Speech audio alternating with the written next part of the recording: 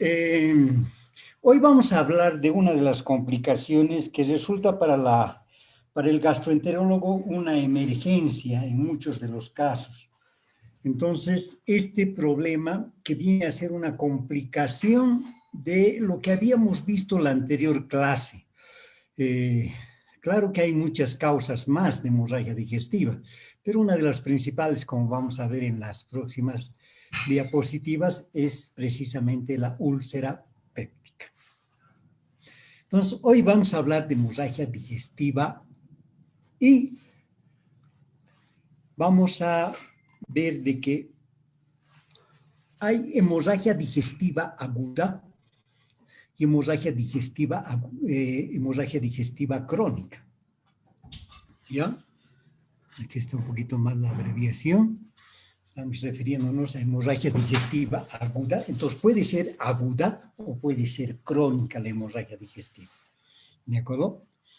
Entonces, vamos a ver un poquito, tratar de diferenciar cuándo es aguda y cuándo es crónica. Entre los síntomas, por ejemplo, una aguda generalmente se va a presentar por melena, que sabemos que es la coloración negruzca de la materia fecal, como vamos a ver a continuación, y la hematemesis, que es prácticamente el vómito de sangre, ¿verdad? O finalmente la repercusión hemodinámica en el paciente, que puede presentarse como shock. Así puede presentarse más o menos una hemorragia digestiva aguda. En cambio, la hemorragia digestiva crónica generalmente se caracteriza por un síndrome anémico, que lo podemos ver a través del examen físico en el paciente o a veces por el laboratorio. Entonces nos llama la atención un síndrome anémico con una disminución principalmente de la hemoglobina, el hematocrito, y muchas veces el factor menos importante, la disminución de glóbulos rojos. En cuanto a la presentación, ¿cómo se presenta una aguda? Generalmente una aguda se presenta en forma abrupta, es decir, bruscamente el paciente está bien, siente de pronto malestar, tiene ganas de vomitar, piensa que va a vomitar la comida que ha comido y cuando de pronto lo que vomita es sangre. Entonces tiene una forma de presentar en forma abrupta. O en algunos casos, en horas, el paciente tiene pequeños vómitos en las próximas horas de sangre roja, rutilante. Esta puede ser una forma de presentación en hemorragia digestiva aguda. En cambio, en la crónica, generalmente la presentación es larvada de días, semanas y a veces años. ¿De acuerdo? Pérdidas pequeñas de sangre que las podemos descubrir. O sea, la evolución del cuadro en la crónica generalmente es de varios días, semanas o meses. En cambio, en la aguda es abrupta. Se presenta en cualquier momento o evoluciona en horas. El descenso de la hemoglobina puede ser normal en las primeras horas, como vamos a ver en las próximas diapositivas. Cuando hay hemorragia digestiva aguda, nosotros normalmente en nuestro organismo tenemos mecanismos de compensación que van a prácticamente mantener una cantidad de sangre dentro de límites aceptables, dentro de límites normales. Esto normalmente en nuestro organismo está diseñado de tal manera, ¿de acuerdo? Es una maquinaria, pero creada en forma increíble. Entonces tiene mecanismos de compensación rápidos. Entonces probablemente el examen de laboratorio que le vamos a pedir al paciente con hemorragia digestiva al ingreso nos revele exactamente la situación de pérdida sanguínea en el paciente. Generalmente a las 48 horas es cuando el paciente ha agotado prácticamente sus mecanismos de compensación y este hemograma que pidamos a las 48 horas es mucho más representativo de la pérdida sanguínea del paciente. El descenso de la hemoglobina baja generalmente al diagnóstico. Es otra de las cosas que nos va a sorprender en la hemorragia crónica, cuando pidamos un examen de laboratorio y veamos que su hemoglobina está por debajo. ¿De acuerdo? Entonces, pero esto, el paciente no tiene una sintomatología aguda.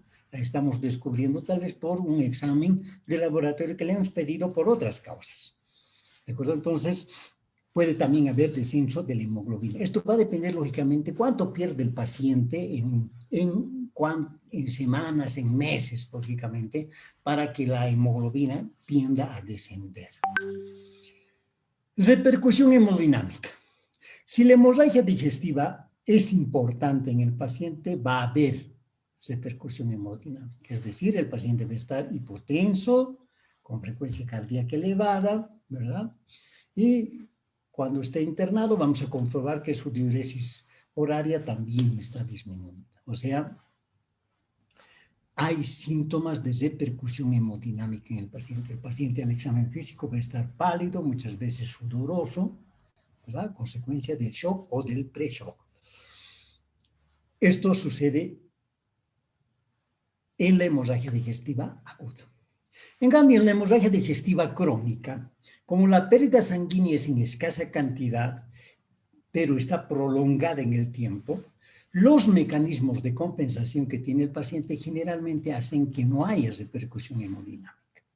Entonces, en la crónica generalmente no vamos a encontrar alteraciones en los parámetros de monitorización, como son presión arterial, frecuencia cardíaca y diuresis horaria.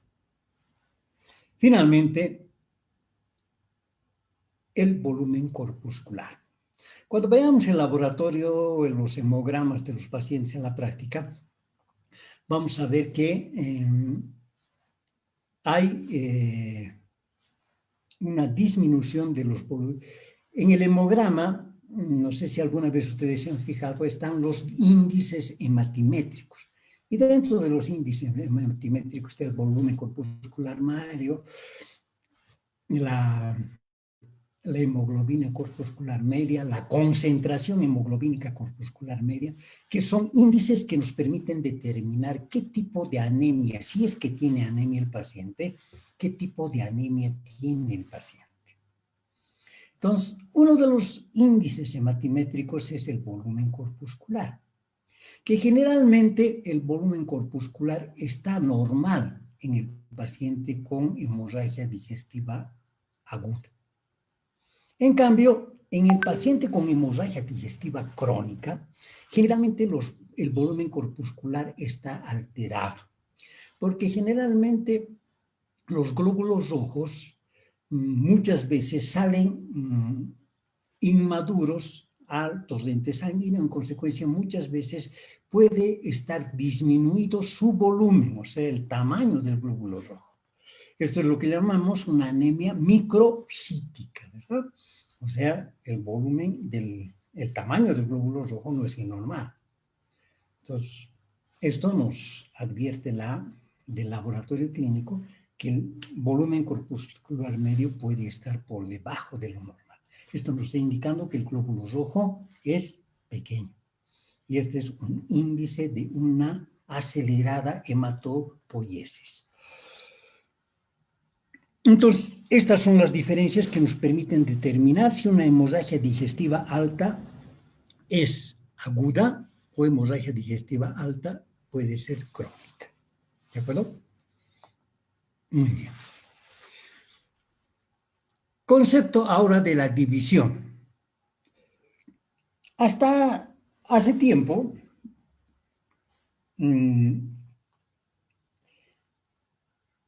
vamos a hablar después de esto. La extravasación de sangre en algún punto a lo largo del esófago y el estómago o el duodeno. Dependiendo dónde esté sangrando, la hemorragia digestiva alta se clasifica en hemorragia digestiva alta y baja. Hasta hace tiempo esta era la división. Hay algunos textos, los últimos, que están llegando a partir prácticamente de hace aproximadamente, aunque en nuestro medio, la videocápsula endoscópica tiene más de 10 años de descubrimiento, pero en nuestro medio, como siempre, nos llegan posteriormente las cosas. Entonces, hay algunos textos que están introduciendo el término de hemorragia digestiva media. ¿A qué se refiere? Se refiere al punto donde está sangrando el tracto digestivo. Entonces, la división es hemorragia digestiva alta cuando el punto de sangrado está entre el esfínter esofágico superior y el ángulo de 3. Según algunos textos nuevos, hemorragia digestiva media es entre el ángulo de 3 y la válvula ileocecal. Ahí estaría el punto de sangrado. Es prácticamente el intestino delgado.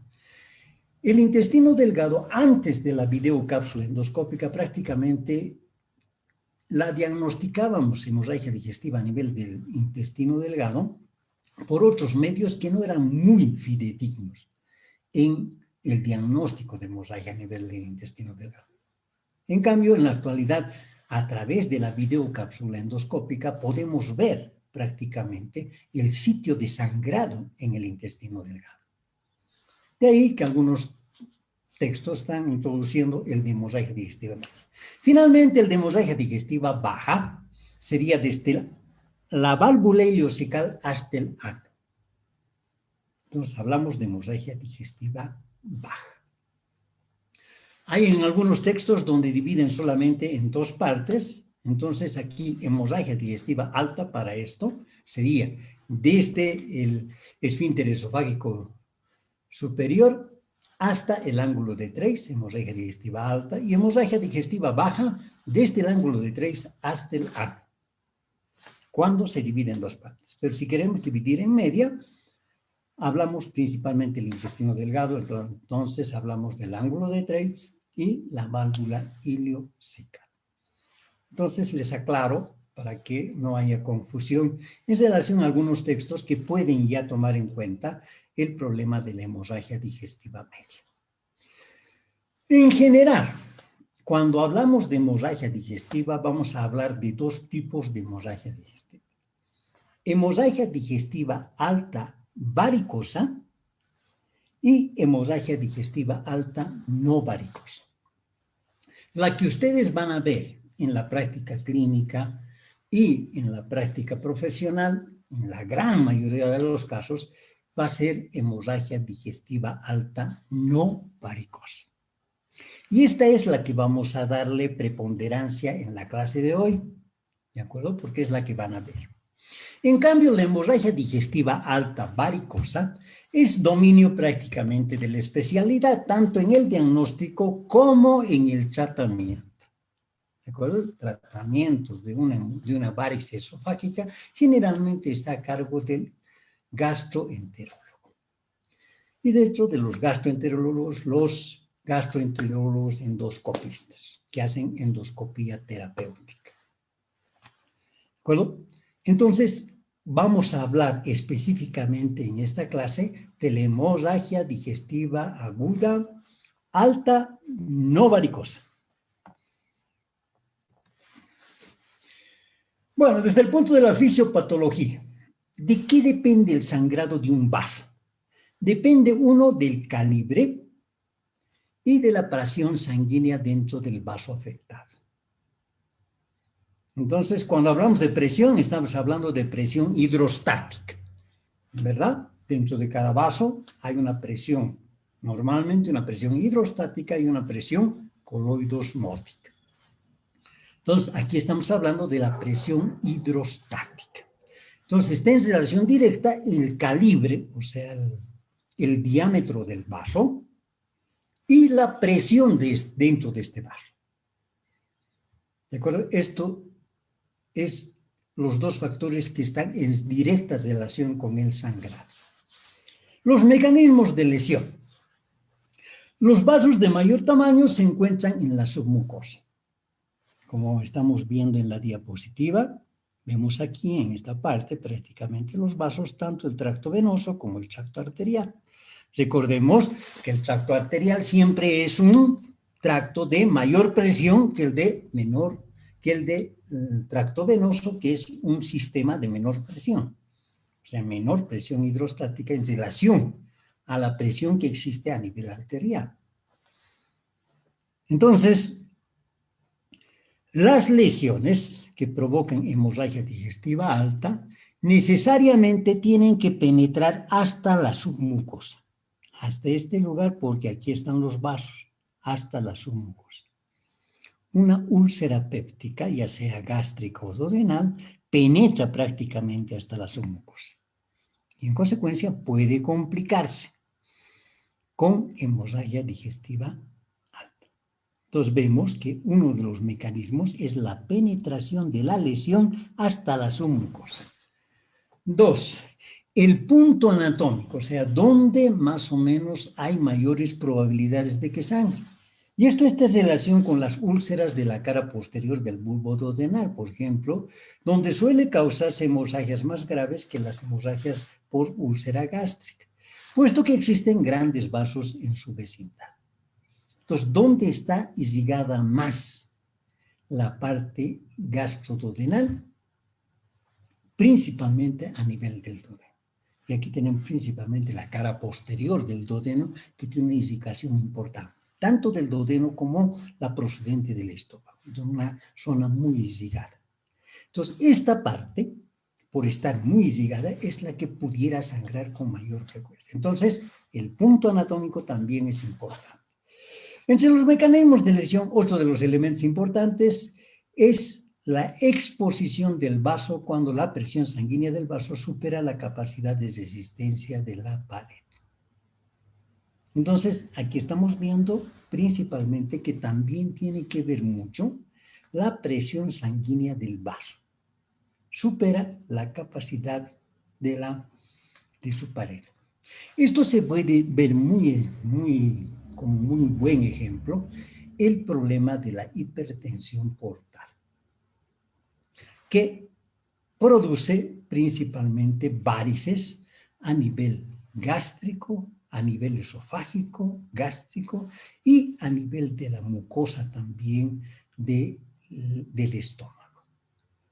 En estos casos, la presión a nivel de estos vasos es superior a la normal y en consecuencia es superior a la resistencia de la pared del vaso. Y en consecuencia esto es lo que predispone a que en este tipo de pacientes, como el de los pacientes con hipertensión portal, puedan sufrir una hemorragia digestiva, que es lo que vamos a ver en los próximos diapositivas, y también lo vamos a volver a ver cuando veamos hipertensión portal. La tendencia a la recidiva en hemorragia digestiva alta tiene que ver con la acción del ácido gástrico en relación al olfato. ¿Por qué recidiva como vamos a ver en las próximas diapositivas, la hemorragia digestiva alta en algunos pacientes tiende a recidivar generalmente entre las 24, 48, 72 horas? El paciente cede en las primeras 24 horas la hemorragia, ya estamos tranquilos, el paciente ya está hemodinámicamente decompensado, cuando a las 24, 48 horas vuelve nuevamente a sangrar el paciente. ¿A qué se debe generalmente esta causa? Se debe a la acción del ácido gástrico sobre el nicho ulceroso, ¿no? Que dificulta la estabilidad del coágulo en el nicho ulceroso. O sea, podríamos decir, afecta el taponamiento que hace el coágulo sobre la úlcera. Prácticamente tiene tendencia a desprender y provocar recidiva del sangrado.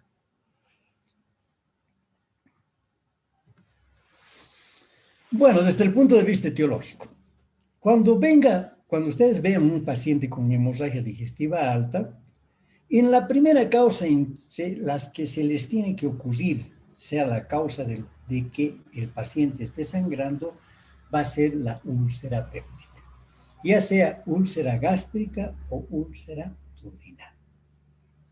Vean que la úlcera péptica es prácticamente la causante del 50 al 70% de las hemorragias digestivas altas. En nuestro medio yo diría hasta más. La gran proporción de las hemorragias digestivas altas que vemos en nuestro medio prácticamente son consecuencia de úlcera péptica. La primera causa. En la segunda causa en la cual tienen que pensar frente a un paciente con hemorragia digestiva alta es las erosiones gastroduodenales. Aquí están las gastritis erosivas hemorrágicas, ¿verdad? Erosiones a nivel del estómago que pueden llegar a sangrar, y esta es la segunda causa de hernia. Entonces, o es una úlcera péptica o es una gastritis erosiva. Luego están las otras causas que también pudieran causar hemorragia digestiva alta. La esofagitis o úlcera esofágica. A veces los procesos inflamatorios a nivel del esófago, como hemos visto, por ejemplo, en la enfermedad por reflujo gastroesofágico, pueden progresar en la lesión en profundidad de la mucosa y en consecuencia pueden producir una úlcera esofágica. Y esta úlcera esofágica, en la medida en que se profundice y llegue a la submucosa, va a producir hemorragia. Entonces, una tercera causa importante. Las varices esofágicas. Aquí, cuando el paciente, aquí los antecedentes del paciente suelen ser importantes. De todas maneras, diremos que las varices esofágicas, en la mayoría de los casos, no siempre, como en medicina nada, siempre hay una excepción a la regla, ¿verdad?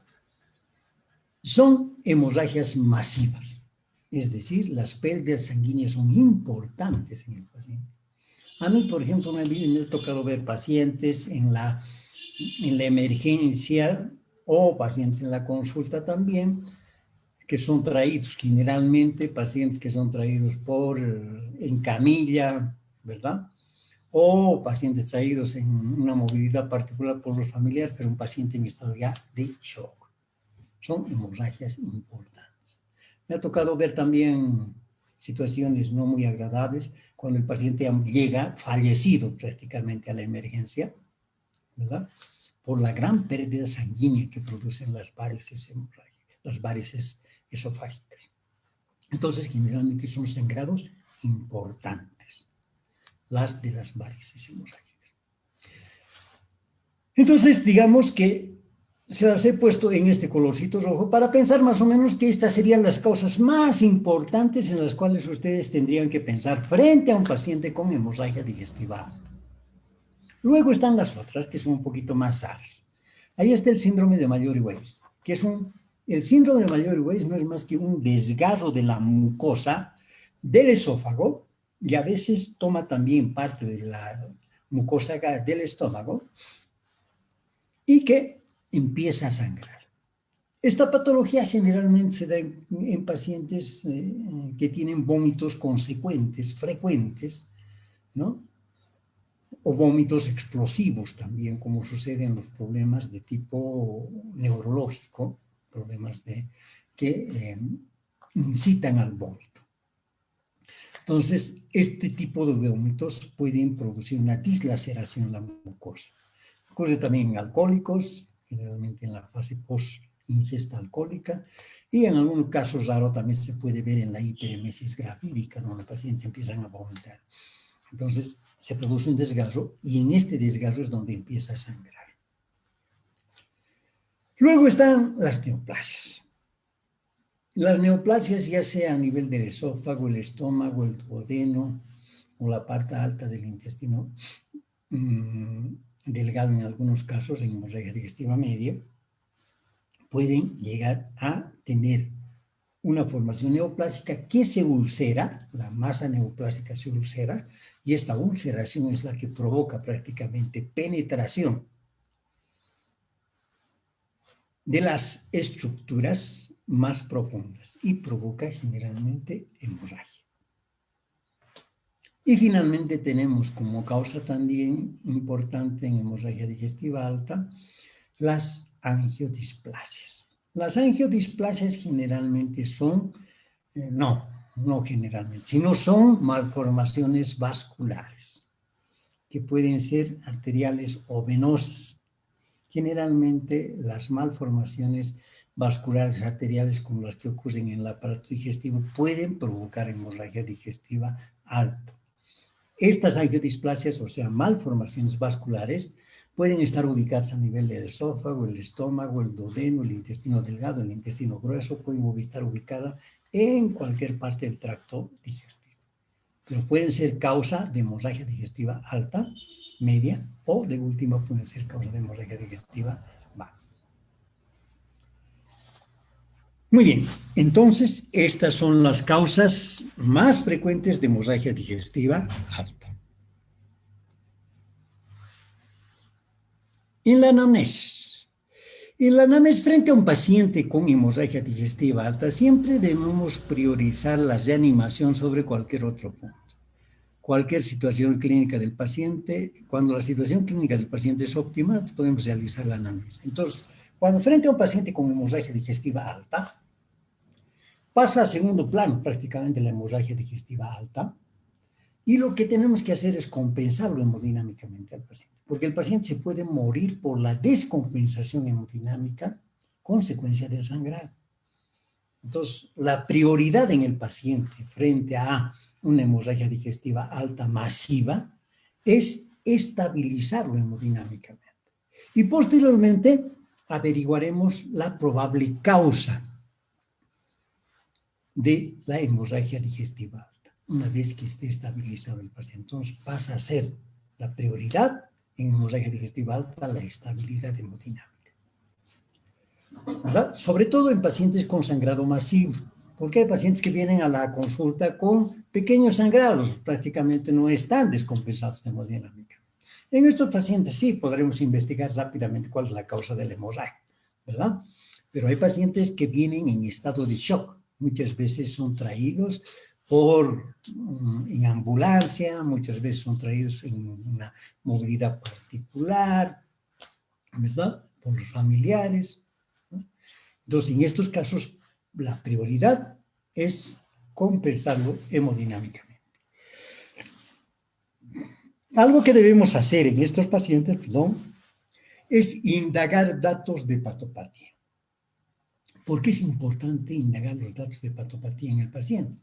Porque hemos visto que cuando veíamos la etiología, los sangrados más importantes se producen por varices esofágicas. Y los pacientes con hepatopatía crónica, por ejemplo, el antecedente de que un paciente que llega a la consulta, el antecedente que es un alcohólico crónico, ¿verdad? Ha empezado a beber a temprana edad, generalmente 15, 18 años. El paciente cuando está viniendo a la consulta ya tiene unos 40 o 50 años, ¿ya? Este paciente con seguridad ya está desarrollando una cirrosis hepática. Y como complicación de la cirrosis hepática, el paciente va a hacer hipertensión portal. Y como complicación de esa hipertensión portal, el paciente puede hacer varices esofágicas. Entonces, este antecedente es importante. Otro de los problemas es investigar también si el paciente no es portador de una hepatitis de tipo B o C. En nuestro medio hay hepatitis B y rara vez hepatitis C. Pero si el paciente es procedente de los países vecinos, ahí sí es muy posible que el paciente tenga hepatitis B o C. Los países vecinos tienen mucha mayor incidencia de hepatitis B y C. En consecuencia, esto también es importante porque las hepatitis B y C conducen a las hepatitis crónicas. Las hepatitis crónicas conducen a la cirrosis. La cirrosis conduce a la hipertensión portal. Y la hipertensión portal conduce a lo que estamos investigando ahora, ¿verdad? El problema de las varices esofágicas como complicación importante. Entonces, antecedente importante. Ingesta de fármacos. Una de las causas importantes de sangrado en nuestro medio también es la ingesta de antiinflamatorios no esteroideos. Hay muchos pacientes que con una tableta de aspirina, he visto alguna vez, una tableta de aspirina, el paciente empieza a sangrar. Son los casos raros. Porque la aspirina, medio mundo la consume y no hay problemas. Pero hay algunos casos excepcionales que me ha tocado ver con una tableta de aspirina provocar un sangrado a nivel del tracto digestivo superior.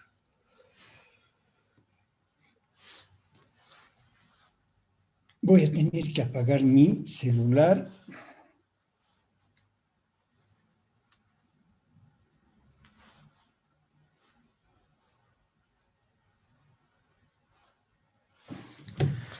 Entonces, otro de los elementos importantes es el problema de los anticoagulantes. Siempre hay que investigar a los pacientes si no están tomando anticoagulantes. Muchas veces el paciente por error generalmente puede tomar más de los comprimidos que se le ha aconsejado como anticoagulante. Por ejemplo, los pacientes que son operados de una valvulopatía, por ejemplo, ¿verdad? Una valvulopatía, una cardiopatía valvular, por ejemplo, han sido intervenidos. Estos tienen que tomar anticoagulantes por vida, de por vida. A dosis tal vez ínfimas o medias, pero tienen que tomar. Entonces, muchas veces, a veces por el problema de la edad, estos pacientes empiezan a tomar más de lo que corresponde como dosis. Entonces, muchas veces el paciente puede tender a sangrar. Y uno de los elementos que puede sangrar, además de otros, ¿verdad?, es el aparato digestivo. Entonces, en estos pacientes es importante también investigar el consumo de anticoagulantes o antiagregantes plaquetarios también, ¿verdad? Si hay ingesta abundante de antiagregantes plaquetarios. Es importante para ver que la causa de este paciente que está sangrando no sea una úlcera péptica, sino sea un problema de anticoagulación. ¿De acuerdo? Entonces, importante estos antecedentes en el paciente. Ahora, hay sustancias que alteran el color de la materia fecal. Esto también es importante para hacer diagnóstico diferencial con una pseudohemorragia digestiva alta, ¿no?, o pseudohemorragia digestiva. ¿De acuerdo? Y entre estas sustancias están principalmente los fármacos como el sulfato ferroso y el bismuto. El sulfato ferroso, sabemos, es un medicamento que lo utilizamos con frecuencia en todos los pacientes anémicos, y el bismuto como esquema de tratamiento, en algunos esquemas, en el tratamiento del Helicobacter pylori.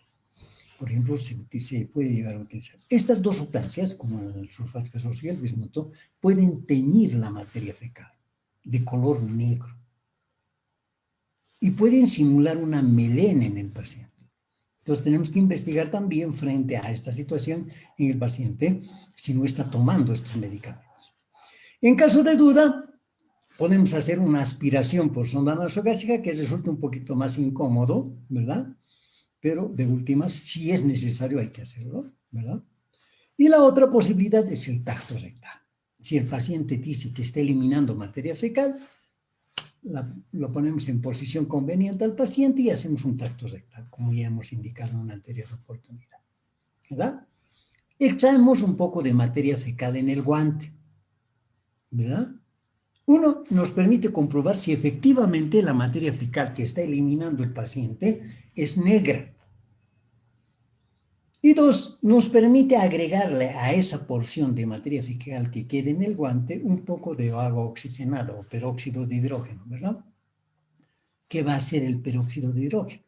Liberar el oxígeno de la hemoglobina, produciendo espuma, prácticamente. Y esto es lo que vamos a ver, la producción de espuma en la muestra que hemos sacado en el guante de materia fecal. Esto nos está comprobando que lo que estamos extrayendo en el guante es sangre. Si no hay esto, puede ser cualquier otra cosa, pero no es sangre. Entonces, esto nos permite comprobar si el paciente realmente está sangrando o no. Muchos pacientes están eliminando materia fecal verde oscura y muchas veces ellos dicen negro, cuando en realidad ustedes al hacer el tacto rectal y sacar un poco de materia fecal, obtienen materia fecal de color negruz, de color verduzco prácticamente. ¿Verdad? Y esto nos permite ya diferenciar por el aspecto, nada más, que no es materia fecal o hemorragia digestiva. ¿De acuerdo? Entonces, es importante esto del tacto rectal en todo paciente que está sangrando. Es un elemento que no puede pasárselo por alto en todo paciente que está viniendo a la consulta por probable hemorragia digestiva alta. Otro de los elementos importantes que también tenemos que investigar en el paciente es la sangre deglutida. El paciente puede tragarse sangre y, lógicamente, si esta sangre no es vomitada, posteriormente va a pasar hacia el intestino delgado y llega al intestino grueso y finalmente al recto. Va a sufrir la digestión normal que sufre la sangre hasta llegar al recto. ¿Verdad? Sucede, por ejemplo, en los pacientes que el día anterior han tenido epistaxis o horas anteriores han tenido epistaxis. O más raro todavía el paciente que tiene hemoptisis. ¿De acuerdo? La sangre puede ser deglutida y pues nos puede enviar a equivocar prácticamente el diagnóstico. Es importante también, entonces, averiguar en el paciente si no ha tenido epistaxis previas. La edad y la comorbilidad son importantes en hemorragia digestiva alta. Es diferente un paciente de 30, 40 años que sangre a un paciente que sangre a los 60 o 70 o 80 años. ¿Verdad? Porque en estos pacientes de edad avanzada generalmente suele haber comorbilidad. O sea, alguna enfermedad asociada o una enfermedad de base. Aquí están problemas de cardiopatía isquémica, insuficiencia cardíaca crónica, accidente cerebrovascular, alteraciones neumónicas, alteraciones neurológicas, renales, neoplasias, diabetes, toda una serie de enfermedades que pueden agravar el sangrado en un paciente. Es diferente a un paciente que no tiene comorbilidad y que sangre, a aquel paciente que tiene comorbilidad y sangre. ¿De acuerdo? Aquí en la diapositiva estamos viendo esto, lo que llamamos el síndrome de Mallory-Weiss. Vemos que es un desgarro de la mucosa del esófago, ¿no?, que puede llegar a sangrar y provocar hemorragia digestiva. Bueno, presentación clínica. ¿Cómo se presenta generalmente la hemorragia digestiva alta? Una de las formas de presentarse es la hematemesis. La hematemesis en general se refiere a un vómito de sangre fresca. No siempre la hematemesis puede ser un vómito de sangre fresca. Muchas veces el vómito puede ser un vómito de aspecto negruzco. ¿De qué depende? Depende principalmente de la intensidad del sangrado. Si el sangrado es importante, sobre todo a nivel del estómago del duodeno, sobre todo cuando hay úlcera gástrica, esto tiene mucha importancia más en úlcera gástrica, la sangre que sale hacia la luz del estómago tiene oportunidad de mezclarse con el ácido clorhídrico, digerirse la sangre, y cuando vomita el paciente va a vomitar negro. Esto nos está indicando que el sangrado es escaso, porque la sangre tiene tiempo de combinarse con el ácido clorhídrico, digerirse parcialmente y salir como vómito negro. En cambio, cuando el sangrado es importante e intenso, no hay esta posibilidad. Sale sangre hacia la luz del estómago, distiende el estómago y como reacción refleja el paciente vomita. Y va a vomitar sangre roja rutilante. Entonces nos está indicando la intensidad del sangrado. Importante como dato clínico en el paciente. La melena. La melena es consecuencia de la degradación y la digestión prácticamente de la sangre a nivel de todo el tracto intestinal, comenzando a nivel del estómago hasta el recto. Prácticamente en todo este trayecto la sangre se degrada y se digiere. Y esto le da este aspecto negruzco. ¿De acuerdo? Entonces, la melena son heces de color negro intenso, brillante, blandas y malolientes. Es clásico, por ejemplo, entrar a una sala donde está un paciente con hemorragia digestiva alta y ha entrado al baño, el olor es característico. Un olor que prácticamente no se lo puede, no se lo van a olvidar cuando lo sientan, el olor del paciente con hemorragia digestiva alta. Se puede sentir prácticamente entrando solamente a una sala si hay un paciente con hemorragia digestiva alta, por esta característica del olor que tiene la materia fecal.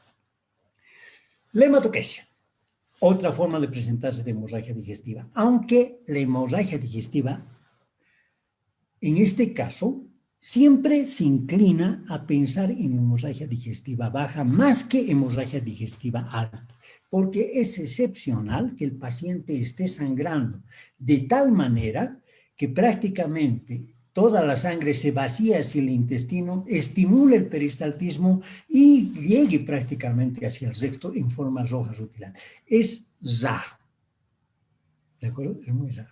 Lo que más frecuentemente sucede es de que se digiera en todo el tracto digestivo y llega al recto en forma de sangre digerida, o sea, negruzca, lo que llamamos melena. Entonces, cuando hay hematoquesia, que es sangre roja rutilante por el recto, por el ano, pensemos siempre en hemorragia digestiva baja. Peor todavía si el paciente está viniendo a la consulta tranquilo y nos está refiriendo que todo lo que le está pasando. Generalmente las hemorragias masivas producen repercusión hemodinámica, como hemos indicado al principio. En consecuencia, el paciente va a venir seguramente en estado de pre-shock o shock, ¿verdad? Para que ocurra este problema de encontrar materia roja, o sea, sangre roja rutilante por el ano. Entonces, lo que más sucede siempre es hemorragia digestiva baja. ¿De acuerdo? Cuando hablamos de volumen, generalmente tenían que ser volúmenes por encima de 1000 centímetros cúbicos en el sangrado.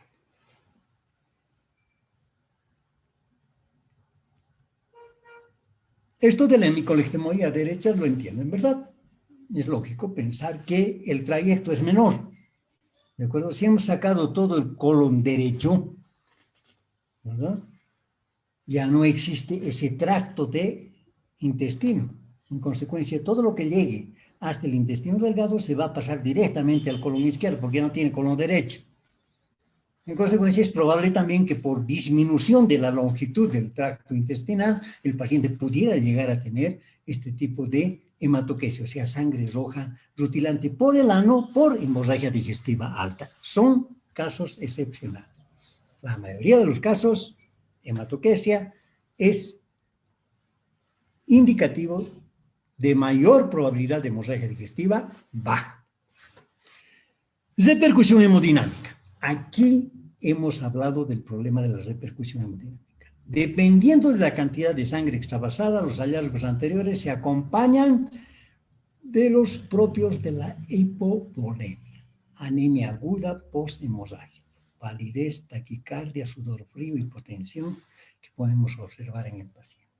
Este es el paciente que les decía que puede venir traído en ambulancia, ¿verdad? O el paciente que es traído en una movilidad particular por los familiares. Generalmente está en pre-shock, paciente omnibulado, o de última está inconsciente, ¿verdad? Con el antecedente de haber vomitado sangre. Entonces, esta es otra forma de presentación de hemorragia digestiva. El paciente puede llegar así, ¿de acuerdo? Entonces, aquí se acompañan principalmente de todos los signos propios de hipovolemia y anemia aguda post-hemorragia. Entonces, tenemos como signos en este paciente seguramente el estado, o está obnubilado o está inconsciente, ¿verdad? 2, vamos a encontrar que está taquicárdico, está hipotenso, ¿verdad? Si le tocamos, si le vemos la piel, está pálido el paciente, ¿verdad? Y si está entrando en shock, el paciente va a estar sudorosa, la piel va a estar completamente sudorosa, ¿verdad?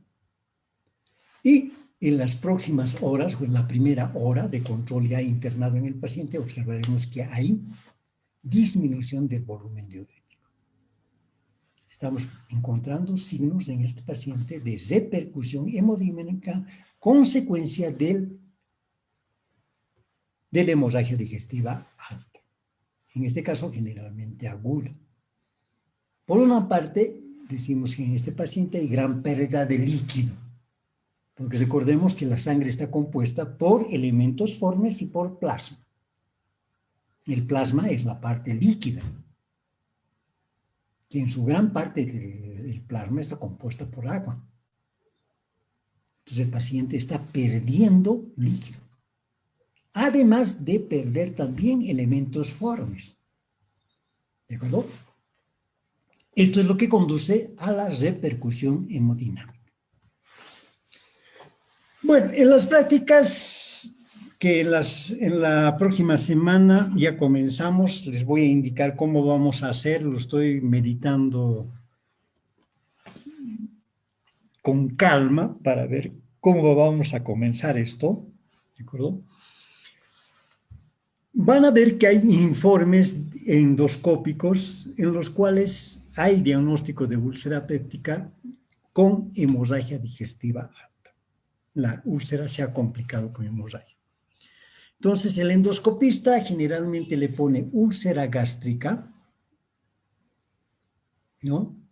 Estadio tantos en la cicatrización que hemos visto de Sakita, y le pone con signos de sangrado reciente o evidente. Fawcett 1A. ¿Y eso qué significa? Entonces, para esto es que les doy la clasificación de Fawcett, que es la que califica la intensidad del sangrado del paciente y la probable recidiva del paciente. Así tenemos el Fawcett 1A, que es sangrado activo arterial en chorro, recidiva generalmente 90%. Estamos viendo aquí la úlcera y el sangrado en chorro, ¿verdad? Es una visión endoscópica, ¿verdad? Estamos viendo. Este paciente tiene una posibilidad de sangrar o recidivar el sangrado dentro de las 24-48 horas en un 90%. ¿No? Este paciente generalmente es el candidato a hacer endoscopía terapéutica. Fawcett 1B. Sangrado activo por resumamiento, recidiva 60-80%. ¿Qué estamos viendo? El coágulo adherido al nicho ulceroso, pero por debajo del coágulo vemos que sigue saliendo sangre. ¿Qué posibilidades tiene de recidiva este paciente? 60-80% en ese periodo de tiempo. Luego pasamos al Fawcett 2A. Vaso visible, recidiva 50%. Estamos viendo el vaso, pero no está sangrando. Las posibilidades de que en algún momento sangre este vaso, posteriormente, entre las 24 y 48 horas, es de 50%. En el momento de la endoscopía, este vaso ha sangrado ya. Pero en el momento de la endoscopía está el vaso, pero no está sangrando en ese momento en el que estamos haciendo la endoscopía, que estamos viendo. Ahora, ¿qué posibilidades tiene de sangrar este vaso? 50%. Finalmente, el Fawcett 2B. Coágulo adherido recidiva 20-30%. Aquí vemos que el coágulo está adherido prácticamente al nicho ulceroso y ya no hay resumamiento, ya no está saliendo sangre por debajo del coágulo. ¿Verdad? ¿Qué posibilidades de recidivar tiene en ese tiempo? 20-30%. Y finalmente entramos a los de cicatrización, donde ya si vemos este tipo de lesión nos quedamos tranquilos, el paciente no va a recidivar prácticamente. Fawcett 2C, mancha hemática, recidiva 7-10%. Estamos viendo aquí la mancha hemática pequeña cubierta por el resto ya de fibrina, que es ya inicio del proceso de cicatrización. ¿Ya? Fawcett 2C. Y el Fawcett 3 es la lesión con base limpia, cubierta de fibrina, recidiva 3-5%. Prácticamente la úlcera ya está cicatrizando. En consecuencia, esta úlcera, 3 a 5%, prácticamente muy pocas posibilidades de que vuelva a sangrar. Para esto nos sirve la clasificación de Poset, para establecer mediante la endoscopía cuál es el pronóstico del paciente, principalmente entre las 24 y 72 horas. ¿Qué posibilidades tiene de recidivar? Bueno, ¿qué le pedimos al paciente? Inmediatamente ya hemos diagnosticado, tenemos la presunción diagnóstica de hemorragia digestiva alta en el paciente, después de haber descartado todas las otras causas de pseudo hemorragia digestiva alta, ¿verdad? Entonces, ¿qué hacemos? Primero, un hemograma. Podemos tener una leucocitosis moderada en el paciente, que no significa proceso infeccioso asociado, sino es un problema de estrés fisiológico en el paciente que puede provocar una leucocitosis moderada, que generalmente podemos verla en hemorragia digestiva y que no tiene mayor significación. ¿Cuándo es útil el hemograma? Hemos dicho las 48 horas. ¿Por qué? Porque ya se han agotado los mecanismos de compensación y en consecuencia en este momento es cuando nos va a dar prácticamente la verdadera situación del paciente en relación a la hemorragia digestiva. Grupo sanguíneo. Importante preguntarle al paciente su grupo sanguíneo si es que podemos hablar con él, lógicamente, ¿verdad? Grupo sanguíneo y factor RH. Importante porque si necesitamos transfundirlo, tenemos que saber su grupo sanguíneo. ¿De acuerdo?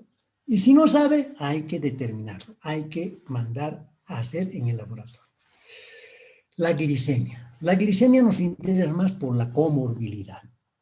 Si el paciente es diabético, ¿verdad? Es diferente el sangrar de un paciente normal a un paciente diabético con todas las alteraciones que le produce la diabetes al paciente en su evolución crónica de la enfermedad. ¿Verdad? Múltiples complicaciones porque la enfermedad de la diabetes es una enfermedad sistémica. Abarca varios órganos. En consecuencia, importante desde ese punto de vista. Recuento de plaquetas. Importante en aquellos pacientes en los cuales hay un ligero indicio de hay algún trastorno en la coagulación. En estos pacientes es importante el recuento de plaquetas, tiempo de coagulación, tiempo de sangría, tiempo de protrombina. ¿Por qué? Porque el paciente con una trombocitosis, con una trombocitopenia, por ejemplo, ¿verdad? Puede sangrar, pero este no va a sangrar por úlcera péptica, va a sangrar precisamente por una disminución drástica de las plaquetas. Y uno de los elementos que puede sangrar es el aparato digestivo. Entonces, para descartar, sobre todo en base a la anamnesis, para descartar si el paciente no tiene una coagulopatía, será importante determinar el coágulo gramo. Urea y nitrógeno ureico. Importante para saber el funcionamiento renal del paciente. Aunque siempre si comparamos función renal, nos sirve mucho más la creatinina que la urea. La urea generalmente está afectado el valor por muchos otros factores que no siempre son renales. ¿De acuerdo? En cambio, la creatinina no. Generalmente está afectada siempre por factores, casi siempre por factores renales.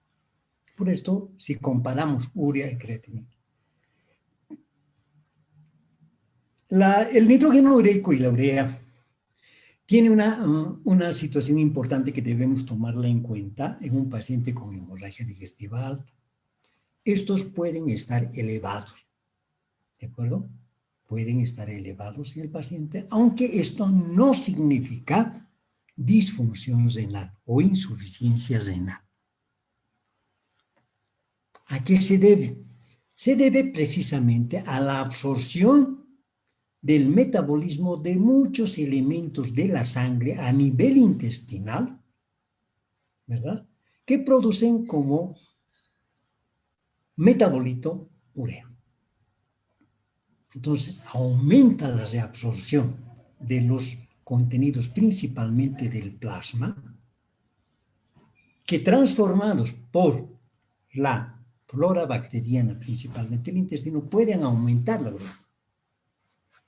Entonces, en un paciente que ha sangrado, con un sangrado significativo, generalmente por encima de los 1000 centímetros cúbicos, podemos encontrar este hallazgo, una urea aumentada, que no significa afección renal.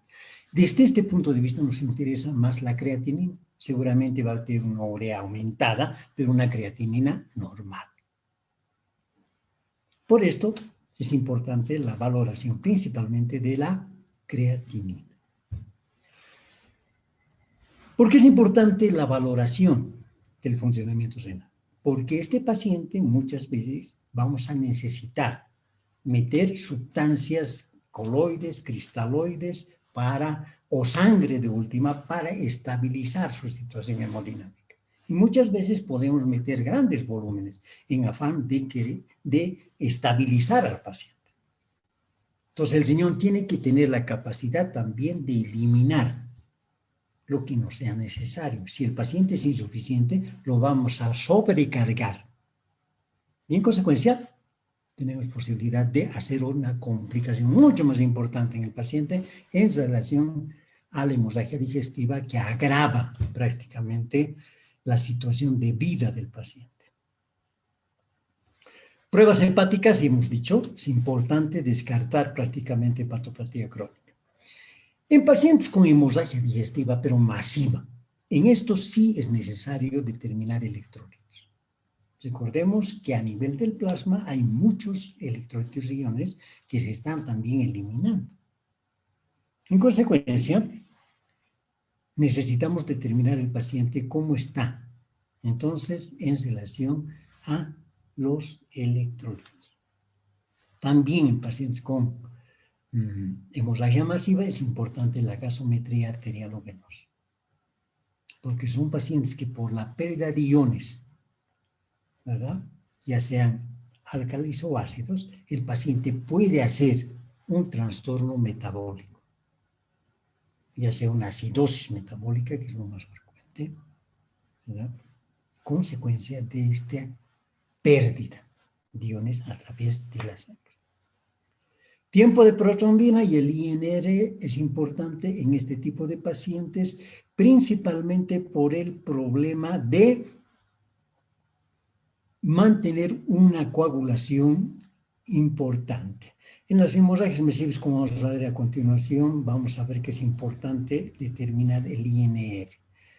En la próxima diapositiva vamos a especificar esto. El electrocardiograma nos interesa desde el punto de vista del funcionamiento cardíaco. Es diferente un paciente al cual lo vamos a sobrecargarlo, no sobrecargarlo, sino inducirle a grandes volúmenes de líquidos que van a ingresar en el paciente y que los pueda prácticamente manejar su sistema cardiovascular. Entonces, un paciente con trastornos cardiovasculares, lógicamente, tenemos que tener mucho cuidado en cuánto de líquido le vamos a poner. Y la radiografía de tórax para descartar cualquier otra patología que pudiera tener el paciente y que lógicamente va a incidir principalmente en el problema de la hemorragia digestiva. Nos interesa sobre todo el transporte de oxígeno a nivel alveolar, ¿verdad? Un paciente diferente, un paciente que ha perdido gran cantidad de glóbulos rojos a un paciente normal en la transferencia de oxígeno a nivel de la membrana alveolar. Bueno, tratamiento médico. Medidas generales. Uno de los elementos básicos, mientras no tengamos idea de cuál es la hemorragia exacta del paciente, siempre el NPO, o sea, nada por vía oral, mantenerlo en ayuno. Canalizar 2 vías venosas periféricas gruesas, preferible una bránula número 18, si hay 14-16, si el paciente podemos poner una 14-16, bien. Pero una 18 por lo menos es bueno para poder introducir líquidos en gran volumen y sobre todo transfundir sangre. ¿De acuerdo? Entonces, generalmente cuando tenemos un paciente con sangrado importante, lo que le decimos a la enfermera, canalíceme una vía venosa de volumen. Y lo que generalmente las enfermeras nos canalizan con preferencia es la del pliegue del codo. No sirve, por ejemplo, paciente con una hemorragia más importante que nos canalicen en el dorso de la mano. Estas venas no nos van a servir para cuando queramos introducir grandes volúmenes de líquidos o cuando queramos transfundir. Entonces es importante una buena vía. Ahora, si el paciente está hemodinámicamente estable, pero tiende a descompensarse rápidamente, ¿verdad? Por el sangrado recidivante en el paciente, preferible en este paciente ponerle una vía venosa central. Si el médico tiene experiencia en hacerlo, de preferencia estos pacientes que son inestables y que recidivan en la hemorragia, tienen que estar en un servicio de terapia intensiva. Y generalmente es el intensivista el que tiene una gran práctica en colocación de vía central. Nos sirve, uno, para controlar la presión venosa central y nos permite determinar si lo que estamos colocando, la cantidad del volumen que estamos colocando en el paciente es el adecuado. Nos sirve para dos cosas. Uno, para medir la presión venosa central. Está por debajo del normal, el paciente está hipovolémico. Y le empezamos a colocar líquidos. Y vemos cuánto está ahora la presión venosa central. Si está dentro de límites normales, la cantidad de líquido que hemos introducido está adecuada. Sonda vesical, sobre todo en el paciente con hemorragia masiva, ¿verdad? No le vamos a colocar al paciente que ha venido a la consulta y nos diga, he vomitado 2 o 3 veces en pequeña cantidad, he vomitado sangre, ¿verdad? A este no le vamos a colocar sonda vesical. Vamos a colocar al que tiene hemorragia masiva para controlarle la diuresis horaria. Inmediatamente iniciamos la reposición de la volemia. ¿Por qué es importante iniciar rápidamente la reposición de la volemia? O sea, estabilizar hemodinámicamente al paciente. Porque evita graves consecuencias. Insuficiencia renal, daño isquémico, ya sea a nivel cardíaco o a nivel cerebral. Por esto es importante la reposición. Se debe comenzar generalmente con sustancias coloides. Esto depende mucho del centro donde uno esté trabajando o donde se encuentre en ese momento, ¿verdad? De un paciente con hemorragia digestiva. Si hay sustancias coloides, son adecuadas.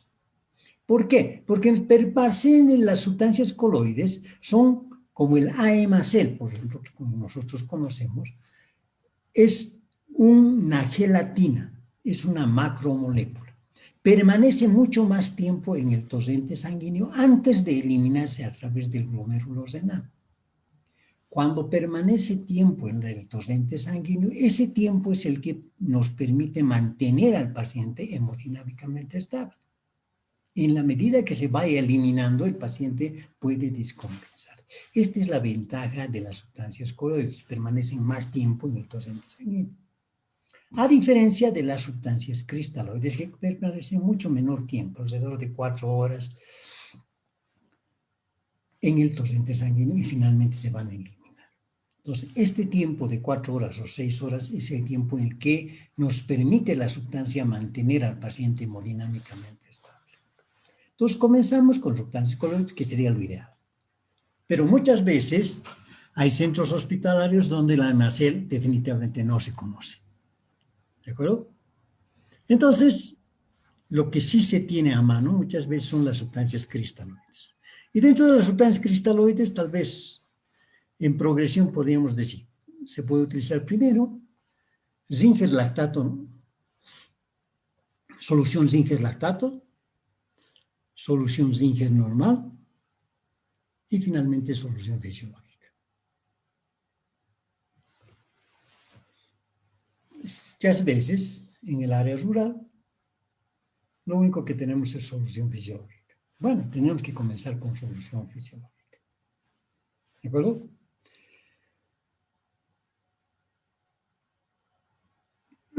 A un ritmo adecuado, evitar la hipoperfusión, mantener una tensión arterial sistémica de 100 milímetros de mercurio y una presión venosa central entre 3 a 5 milímetros de mercurio. Los índices más o menos en los cuales nos tenemos que manejar metiendo sustancias cristaloides o coloides es prácticamente el asunto de mantener una tensión arterial sistémica de 100 milímetros de mercurio, una presión venosa entre 0,5 o una diuresis mayor de 30 mililitros por hora. Esto generalmente nos permite determinar que el paciente está compensado hemodinámicamente. No es necesario la transfusión sanguínea para reponer la volemia. Expansión plasmática excesiva podría favorecer la recidiva. La determinación de transfundir al paciente siempre debemos tomar esta decisión con mucho cuidado, siempre poniendo en la balanza los beneficios y los perjuicios que pudiera producirle al paciente la transfusión sanguínea. Por esto es importante el nivel de hemoglobina, como vamos a ver a continuación. Entonces, no siempre frente a la situación del paciente optemos por transfundir rápidamente. ¿De acuerdo? Lo que estamos haciendo con sustancias coloides y sustancias cristaloides es mantenerlo hemodinámicamente estable. Pero si la hemorragia ha sido masiva, ha perdido glóbulos rojos, además de perder líquidos. Entonces, le estamos reponiendo los líquidos, pero no le estamos reponiendo glóbulos rojos. Eso va a depender mucho de cuál sea la situación del paciente. Entonces, ¿cuándo transfundimos? La transfusión sanguínea, el objetivo es mejorar el transporte de oxígeno a los tejidos y se debe transfundir cuando la hemoglobina está por debajo de 7 gramos por decilitro, con objeto de mantener alrededor de 8 gramos por decilitro, o un hematocrito de 24%. Este debe ser nuestro objetivo, ¿de acuerdo? O sea, la transfusión sanguínea siempre la vamos a hacer en base a los valores del laboratorio. Y dentro de los valores del laboratorio, dentro del hemograma, lo que más nos interesa es la hemoglobina. Y muchas veces también el hematocrito. Son dos elementos importantes en el paciente frente a la decisión de transfundir o no transfundir. En general, en nuestro medio se dice que paciente por debajo de 9, en nuestro medio, al menos en Oruro, utilizamos eso, 9, por el problema de la altura, 9 generalmente tendencia a transfundir, por debajo de 7 o 2 debajo de 8. La transfusión que le vamos a hacer al paciente va a tener el objeto de mantenerlo en este valor, ¿de acuerdo? No es necesario ponerle mayor cantidad de sangre al paciente, tratar de llegar al valor normal, ¿de acuerdo? No es necesario llegar a 15 gramos por decilitro, ¿de acuerdo? El paciente tiene que estar entre 8 y 9 gramos por decilitro, un hematocrito de 24%. Esto es lo ideal. Entonces, ¿por qué lo transfundimos al paciente? Porque con los líquidos que le estamos administrando los estamos manteniendo hemodinámicamente estable, pero no le estamos agregando aquel elemento que transporte el oxígeno. ¿Cuál es el elemento que transporta el oxígeno? El glóbulo rojo, a través de la hemoglobina, ¿verdad? Entonces, cuando el paciente, si bien está hemodinámicamente estable, puede estar por una hemorragia masiva en un estado de hipoxia tisular, disminución de oxígeno hacia toda la economía. Entonces, necesitamos ponerle prácticamente elementos que lleven oxígeno a toda la economía. Y para esto los transfundimos al paciente, ¿de acuerdo? Para reponer prácticamente los elementos importantes de transporte de oxígeno. La decisión de la transfusión sanguínea debe ser individual con cada paciente. Siempre debemos hacer individual. Cada paciente debemos valorar si los transfundimos o no transfundimos. En el paciente con hemorragia activa y coagulopatía con un INR mayor de 1.7 o plaquetopenia, o sea, una disminución de plaquetas por debajo de 50,000, es aconsejable transfundir plasma fresco o plaquetas respectivamente. Esto ocurre, por ejemplo, con el paciente politransfundido. Recuerden que cuando nos llega la bolsa, ¿verdad?, de la unidad de sangre,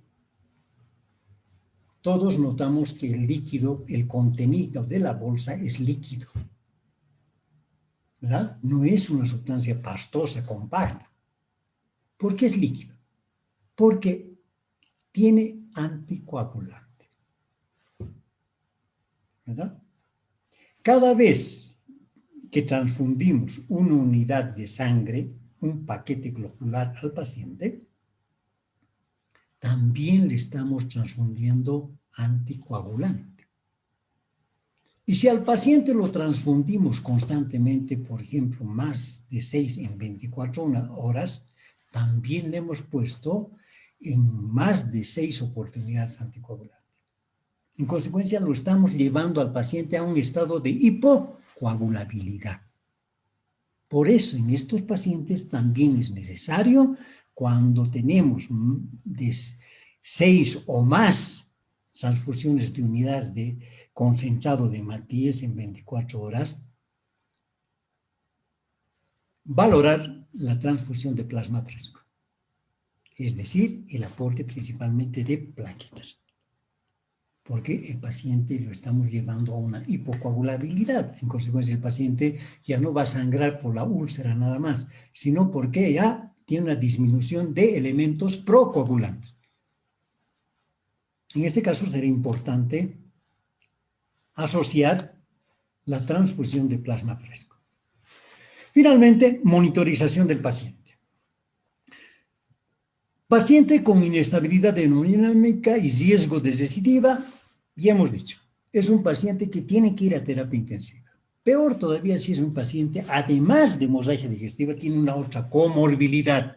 En este paciente prácticamente es importante la internación en terapia intensiva, donde se hará la monitorización, prácticamente en el monitor, constantemente el monitor va a estar controlando la presión arterial, la frecuencia cardíaca, ¿verdad?, la saturación de oxígeno, nos permitirá controlar prácticamente a través de la sonda vesical, nos permitirá controlar prácticamente la diuresis horaria, y a través de la vía central en UTI nos va a permitir controlar la presión venosa central y si la cantidad de líquido que se le está introduciendo es la adecuada.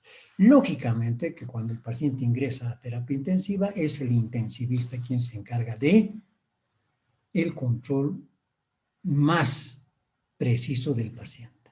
El gastroenterólogo es el que coopera prácticamente con el tratamiento del paciente, que en terapia intensiva queda prácticamente a cargo del intensivista. En general se dice que en un paciente con una hemorragia importante, durante las primeras 24 o 48 horas, la monitorización debe hacerse cada 3 o cada 4 horas. O sea, cada 3 o 4 horas, el primer y el segundo día, debemos controlar tensión arterial, frecuencia cardíaca, diuresis. Esto nos permite controlar si el paciente ha detenido su hemorragia o tiene tendencia a recidivar.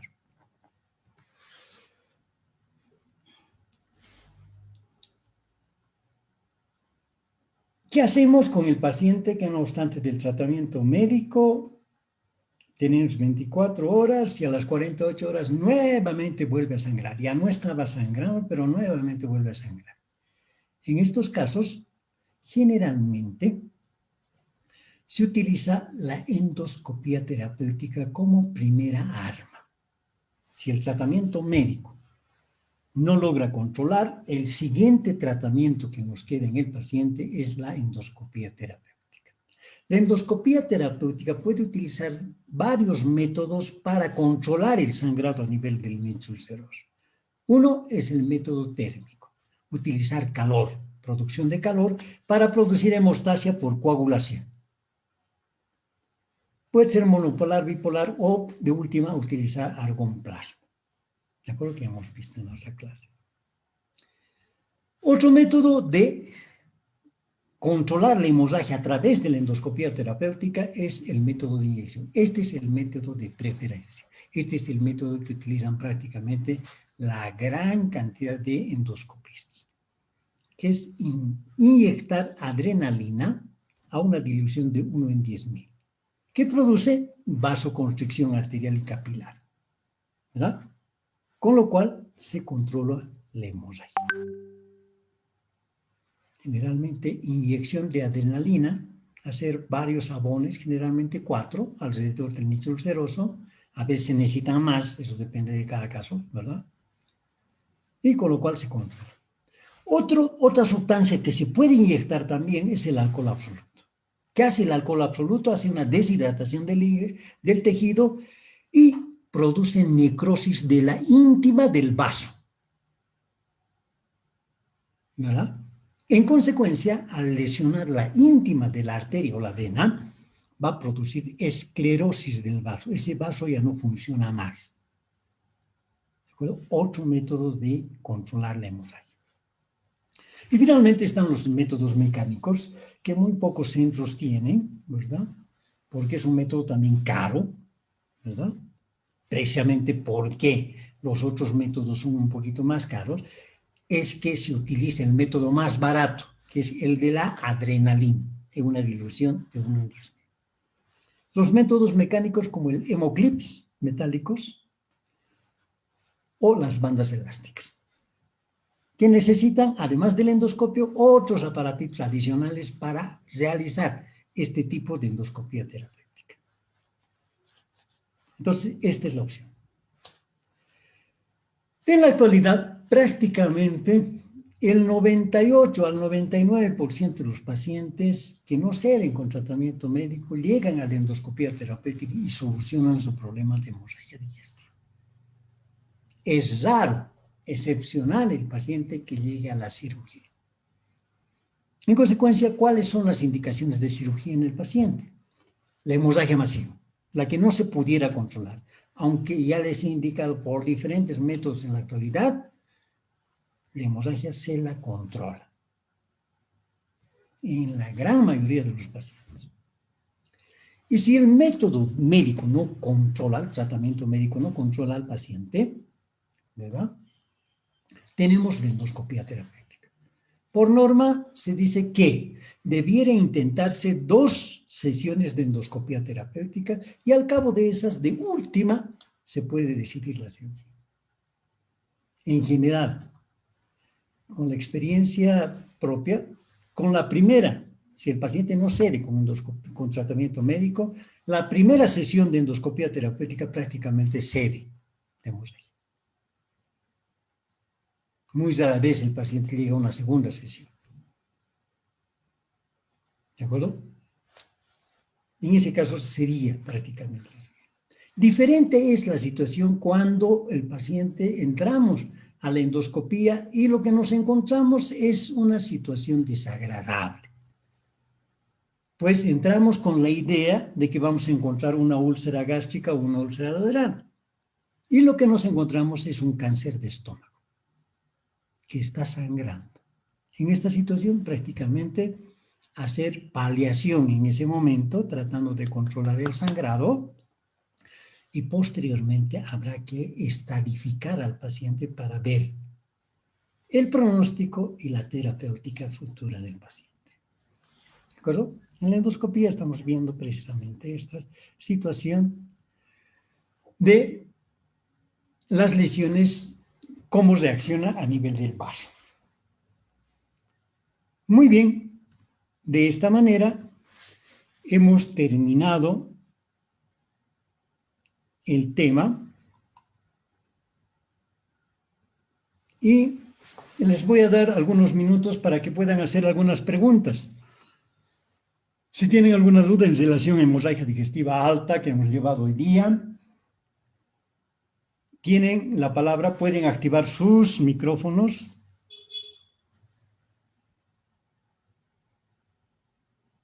No sé si hay alguna pregunta.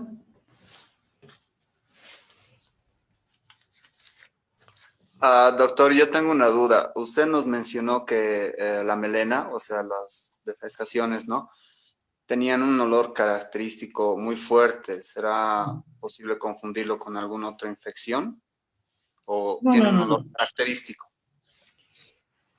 Eh, Cuando hablamos de orina, van a ver que en los exámenes dice olor sui generis, ¿verdad?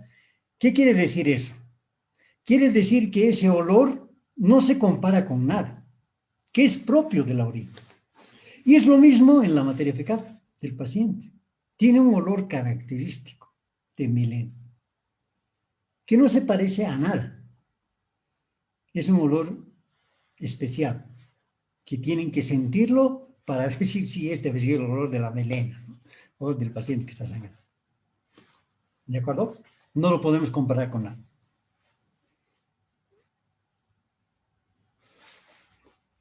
Muy bien, ¿alguna otra pregunta? Adelante.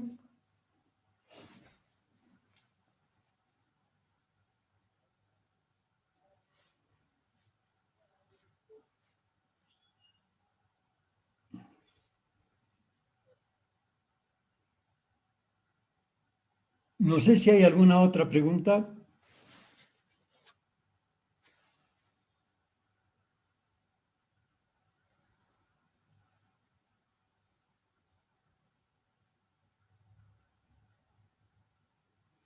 Bueno, creo que no hay ninguna pregunta más. Espero que haya quedado todo claro. Y como siempre, vamos a... voy a tratar de ponerme de acuerdo con sus compañeros. Ustedes están prácticamente, vamos a quedar un poquito en desventaja con el otro paralelo. Ahí vamos a tratar de igualarnos con el otro paralelo, porque el otro paralelo ya lleva de hemorragia digestiva alta. Entonces nos toca el próximo tema con el paralelo B. Entonces van a quedar ustedes un poco atrás en relación al otro paralelo. Vamos a tratar de ponernos de acuerdo con sus compañeros para ver cuándo podríamos adelantar un tema para que en la semana estén prácticamente los dos paralelos con el mismo tema. De todas maneras, esto se los voy a comunicar yo con toda la anterioridad correspondiente. Muy bien, eso es todo por hoy día. Como siempre, cuídense y nos vemos la próxima clase. Les quiero anticipar que los exámenes los estoy corrigiendo, son muchos, muchísimos exámenes los que hay que corregir, así que van a tener que darme un tiempito para corregirlos, ¿verdad? Pero hemos comenzado ya la corrección de los exámenes. Muy bien, hasta la próxima y nuevamente cuídense. Hasta luego, doctor. Hasta Hasta luego. luego, doctor. Que Hasta tenga luego, un buen doctor. día. Hasta luego.